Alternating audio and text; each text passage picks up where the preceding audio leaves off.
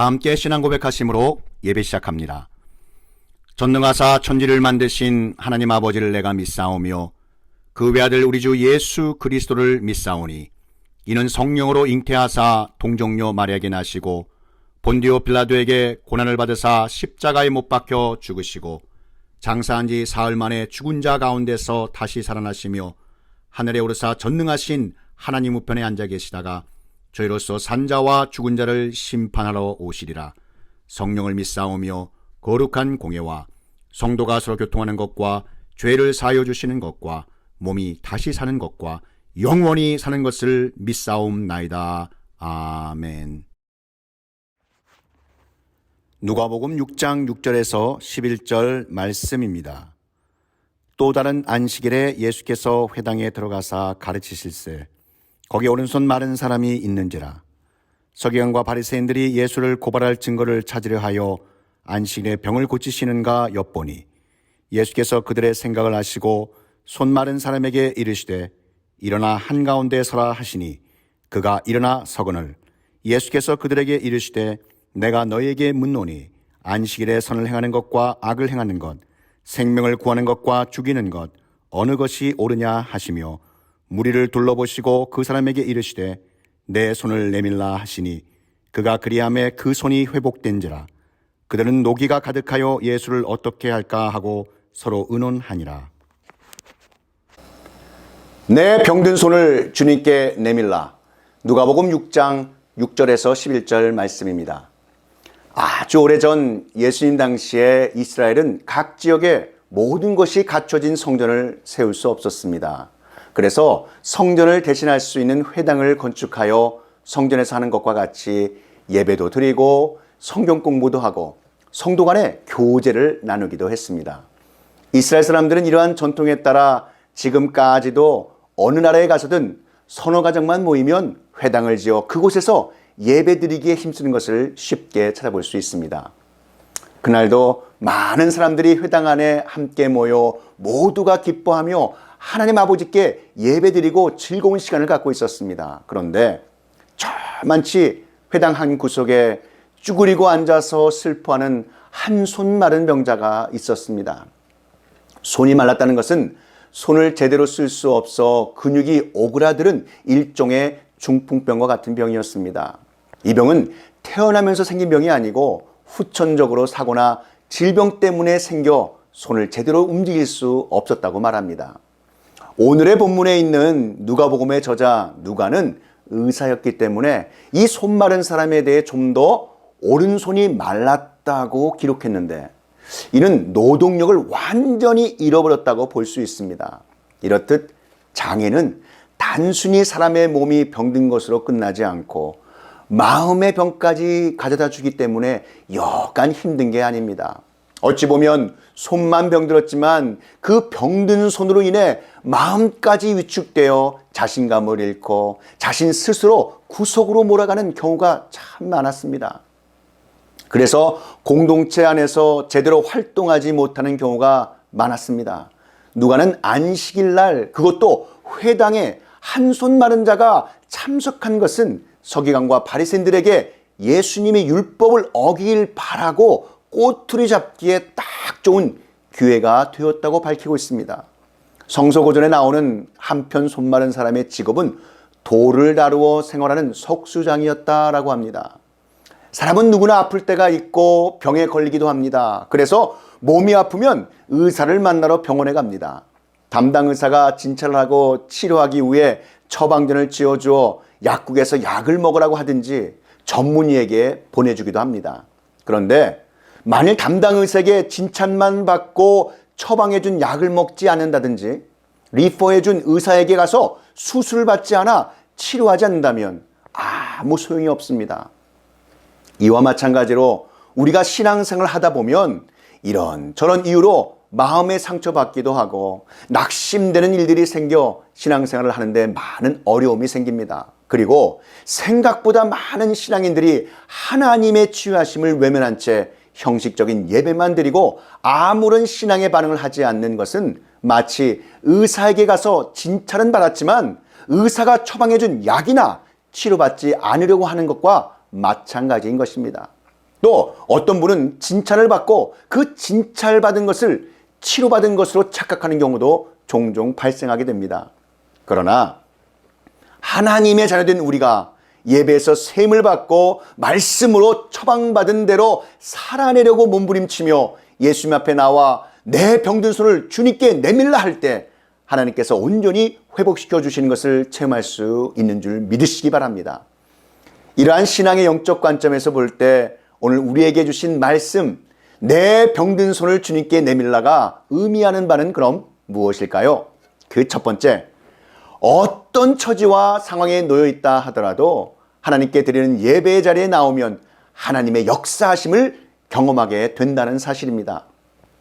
그래도 오늘 본문에 손 마른 사람이 잘한 것은 낙심만 하고 있는 절망적 상태에 빠져 있기보다 예배를 드리러 온 사람들 틈에 와서 앉아 있다는 것이 매우 소망적인 것입니다. 그러나 당시 회당에는 이러한 사람들만 있었던 것이 아니요, 이전에 안식일 문제로 예수님과 논쟁을 벌이려고 하던 바리새인들과 서기관들도 있었습니다. 율법에 얽매여 살던 저들은 천국 복음과 치유를 베푸시는 예수님을 틈만 나면 고소하려고 했습니다. 그래서 그 손 마른 사람을 이용하여 안식일에 예수님의 병자를 고치시는지 안 고치시는지를 확인하려고 그 자리에 지켜서 있었던 것입니다.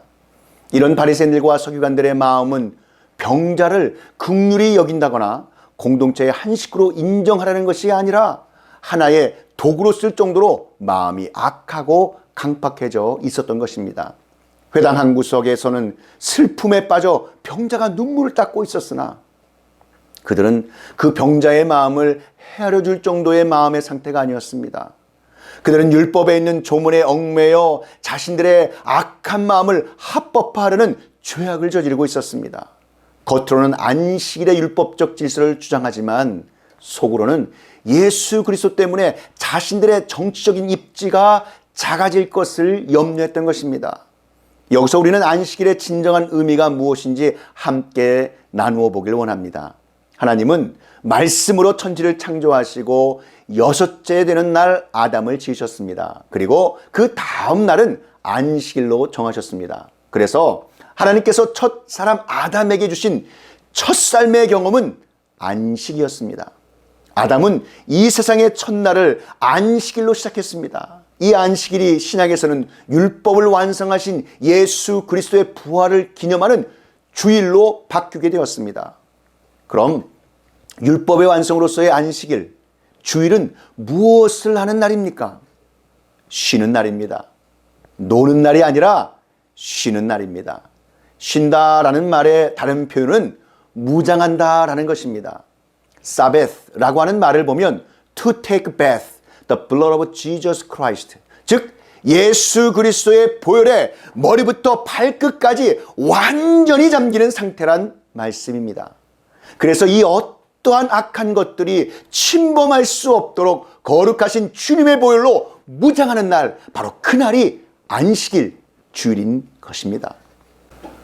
몸이 연약하고 마음의 여러 가지 상처와 아픔, 괴로움, 낙심이 있더라도 이렇게 하나님 말씀으로 무장하여 주님께서 주시는 보혈의 능력으로 영육간의 강건함을 가지고 주일을 맞이하는 날인 것입니다. 그래서 주의 날, 주일에 승리하면 반드시 일주일을 승리할 수 있다는 말씀인 것입니다. 하나님의 자녀에게 있어서 쉬는 것은 무장하는 것이며 주님 안에서 참 평안의 삶을 누리는 것이요, 참 평안의 쉼을 누리게 되는 것인 줄 믿으시기 바랍니다. 이러한 영적인 의미에서의 주일을 우리는 어떠한 상황과 처지에 놓여 있다고 하더라도 예배 자리에 나오셔서 한편 손 마른 자처럼 내 병든 손을 주님께 내밀라 라고 말씀하시는 주님의 음성을 듣고 주님께 기도응답 받으며 주님께서 친히 역사하심을 체험하는 저와 여러분 되시기를 축복합니다. 이러한 신앙의 영적 관점에서 볼 때 오늘 우리에게 주신 말씀, 내 병든 손을 주님께 내밀라 라고 하는 이 말씀이 의미하는 바는 무엇일까요? 마지막 두 번째입니다. 믿음으로 주님께 병든 손을 내민 한편 손 마른 사람처럼 우리의 상처난 마음, 아픔, 육신의 병든 모습 그대로 주님 앞에 내어드릴 때 치유와 치료의 역사가 일어난다는 사실입니다. 성경에 나타난 오른손의 영적 의미는 권능과 능력을 나타냅니다. 이런 손이 마르게 되었다는 것은 권능과 능력을 상실해버려 하나님의 말씀을 제대로 실천할 수 없는 모습으로 떨어져 버린 상태라고 볼 수 있습니다. 예레미야 17장 8절 말씀에 그는 물가에 심어진 나무가 그 뿌리를 강변에 뻗치고 더위가 올지라도 두려워하지 아니하며 그 잎이 청청하며 가무는 해도 걱정이 없고 결실이 그치지 아니함 같으리라. 아멘. 여기에서 마름, 가뭄은 영적으로 진리에 결핍된 상태를 상징합니다. 그러니까 이 본문을 영적인 각도에서 본다면 성전, 즉 교회에 나오지만 말씀대로 살 수 없는 성도님들의 영적인 상태라고 보아도 무방할 것입니다. 말씀대로 살고 싶어도 그렇게 할 수 없는 우리의 지체를 향해 우리는 어떻게 해야겠습니까? 바리새인과 서기관들의 경우 이렇게 연약한 지체들을 돕기보다 오히려 손 마른 그 아픈 사람을 이용하여 예수 그리스도를 위험에 빠뜨리려고 했습니다. 회당 한 구석에서는 아픔과 슬픔에 빠진 병자가 눈물을 닦고 있었으나 이들은 그 병자의 입장을 생각해 줄 정도의 심령 상태가 아니었습니다. 그들은 율법의 조문에 얽매여 자신들의 잘못된 생각을 합법화하려는 죄악을 저지르고 있었습니다. 그래서 겉으로는 안식일의 규정을 내세우지만 속으로는 예수님 때문에 자신들의 정치적인 입지가 작아질 것을 매우 염려하고 있었던 것입니다. 이러한 심령의 상태를 성경은 완악함이라고 말씀하고 있습니다. 바리새인들이나 서기관들은 안식일의 구덩이에 빠진 가축인 양은 건지고 자신의 제사는 아낄 줄 알면서 안식의 사람을 살리는 일에는 관심 갖지 않는 비신앙적인 모습을 여실히 드러내고 있었습니다. 그들에게 안식일의 정신은 의미 없어진 지 오래요. 안식일의 율법적인 껍데기와 형식만 붙들고 있는 외식하는 사람들이 되어버린 것이었습니다. 엄밀히 말하면 그들은 하나님도 잃어버리고 사람도 잃어버리고 오직 자신만을 생각하는 이기적인 사람들이 되어버린 것입니다. 예수님은 이미 저들이 그 정도의 수준의 사람들이었음을 알고 있었고 그래서 주님은 손 마른 자를 고치면 저들에 의해서 고소를 당하게 될 것도 이미 다 알고 계셨습니다. 주님은 우리의 마음의 생각까지도 속속히 다 아시는 분이십니다. 지금 내가 무슨 일로 마음 아파하는지, 지금 내가 간절히 기도하고 있는 것은 무엇인지 이미 주님은 나의 마음을 아신다는 사실을 믿으시길 축복합니다. 주님은 이러한 위기의 상황에서 그리고 그 누구도 손 마른 사람에게 관심 갖지 않을 때, 아니 병자를 이용해 자기 이익을 구하려고 엿볼 때 그 병자의 영혼을 구하려고 일어나 한가운데 서라 라고 말씀하셨습니다. 이제 더 이상 구석에 쭈그려 앉아있지 말고 당당하게 한가운데 일어서라고 명령하신 것입니다. 이 말씀은 소극적인 삶, 주변인의 삶에서 탈출하여 쓰임받는 삶을 살아가라고 말씀하신 것입니다. 지금까지는 바리새인과 서기관들의 힘에 짓눌려 길을 펴지 못하고 살았으나 이제는 그 그늘에서 빠져나와 한가운데 일어서라고 말씀하신 것입니다. 이제는 더 이상 저들의 도구로 이용되는 삶이 아니라 너 스스로가 말씀에 힘입어 일어서서 한가운데서 주인공과 같은 삶을 살아가라고 말씀하신 건 줄 믿습니다. 홀로 외롭게 먼 발치에 있는 나무에 올라가서 주님을 쳐다보고 있던 삭개오에게 내려와라. 내가 오늘 내 집에 유하여야 하리라 라는 말씀으로 많은 사람들 앞에서 삭개오를 주인공으로 만들어주신 주님이 아니십니까? 혈류병에 걸린 여인을 고쳐주시면서 많은 사람들 앞에서 따라라고 말씀해 주시며 주님과 혈연관계의 위치로 올려주심으로 그 여인의 평생 품고 살아왔던 가슴의 안을 한순간에 풀어주셨습니다. 이제 그 여인은 더 이상 수치스러움 없이 많은 사람들에게 부러움을 살 만큼의 여인으로 변화되었다는 것을 보여주신 우리 주님이 아니십니까? 이제 이 손마른 병자에게도 예수님께서는 일어나 한가운데 서라 라는 말씀으로 소망을 불어넣어주고 계신 것입니다. 성도 여러분, 이 손마른 병자에게 하신 말씀이 곧 우리에게 하신 말씀인 줄 믿으시기 바랍니다. 오늘도 예수님은 우리를 한가운데 일으켜 세우시기 원하십니다. 구석에 앉아있는 우리에게, 홀로 외롭게 눈물 흘리는 우리들에게 뭐 하나 마땅히 내세울 만한 능력도 없이 그늘에 숨어있는 우리에게 주님은 지금 일어나 한가운데 서라! 라고 말씀하십니다. 이 음성을 듣고 일어서는 자는 새로운 생명을 얻게 되는 것이요, 계속해서 주저앉아 있는 자는 패배의식 속에서 살아갈 수밖에 없습니다. 이러한 상황 속에서 예수님은 그 병자에게 내 손을 내밀라, 내 병든 손을 내밀라 라고 말씀하셨습니다. 즉 그동안 내가 수치스럽게 생각했던 그 손을 당당하게 내밀라라는 말씀입니다. 그리고 내 손은 펴지지 않을 것이라는 자포자기의 생각을 버리고 예수님의 말씀에 의지하여 믿음으로 손을 내밀라고 말씀하신 것입니다. 예수님은 그 병자가 손을 내밀지 않아도 병을 고칠 수 있으신 분이시었지만 중요한 것은 과연 그 병자의 마음속에 손을 내밀 만한 믿음과 소망이 남아있는가라고 하는 것을 시험하시기 위함이었습니다. 이는 38년 된 병자에게 내가 낫기를 원하느냐라고 물으시면서 제가 낫기를 원하나이다 라는 믿음의 고백을 들으시고 내 믿음대로 될지어다 라고 선포하신 것처럼 이 병자에게도 너의 믿음의 의지를 갖고 내 손을 내밀라고 말씀하고 계신 것입니다. 내 병든 손을 나에게로 향하여 내밀라 라는 주님의 명령과 선포 앞에 병자는 다시 한번 용기를 냈습니다. 결국 그의 믿음의 결단으로 그는 병에서 노임을 받게 되었고 그 손이 회복되는 기적을 체험하게 된 것입니다. 기적이란 하나님의 은혜와 인간의 믿음이 하나가 될 때 이루어지는 것임을 여실히 보여주고 있는 것인 줄 믿습니다. 이 놀라운 기적으로 말미암아 예수님은 안식일은 선을 행하는 날이요 생명을 살리는 날임을 분명히 보여주셨고, 사람이 안식일을 위해 있는 것이 아니라 안식일이 사람을 위해 있다는 것을 다시 한번 선포하고 계신 것입니다. 바리새인들과 서기관들은 가장 거룩한 안식일에 가장 거룩한 장소인 회당에서 사람을 죽이는 일을 논하였으나 예수님은 안식일과 회당, 곧 성전의 본래의 모습을 회복시켜 주신 것입니다. 즉 안식일과 회당은 사람의 시간과 장소가 아니요 오직 하나님 아버지의 시간과 하나님의 처소라는 것을 강조하시면서 본래의 의도인 사람을 살리고 사람에게 기쁨을 주려는 하나님의 뜻을 왜곡하려는 저들을 책망하고 계심을 볼 수 있습니다.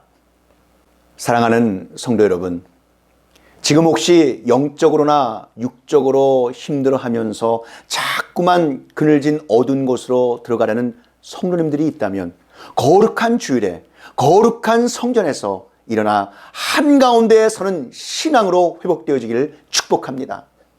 주님은 나 같은 연약한 자녀에게도 소망을 품으시며 하나님의 섭리 안에서 바르게 쓰임받는 하나님의 자녀로 살아가길 원하신다는 것을 깨닫고 당당하게 한가운데로 나오시기를 축복합니다.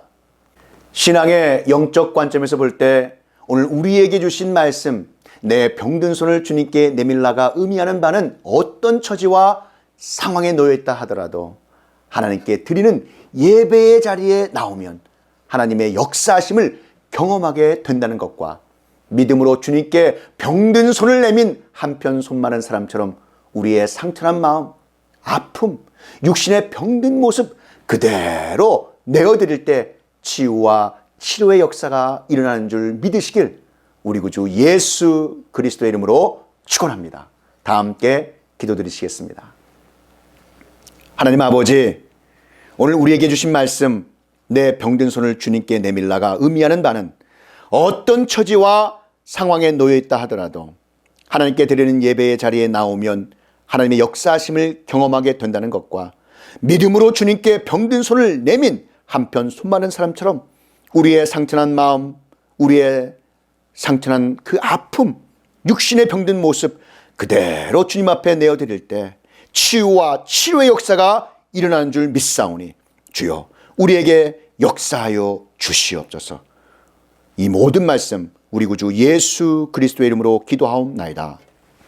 지금은 우리 구주 예수 그리스도의 구속의 은혜와 만극하신 하나님 아버지의 그 크신 사랑하심과 성령 하나님의 감화 감동 위로교통 충만케 하심이 내 병든 손을 주님께 내밀라 이 진리의 말씀이 선포되는 곳곳마다 이제로부터 영원히 함께 있을지어다.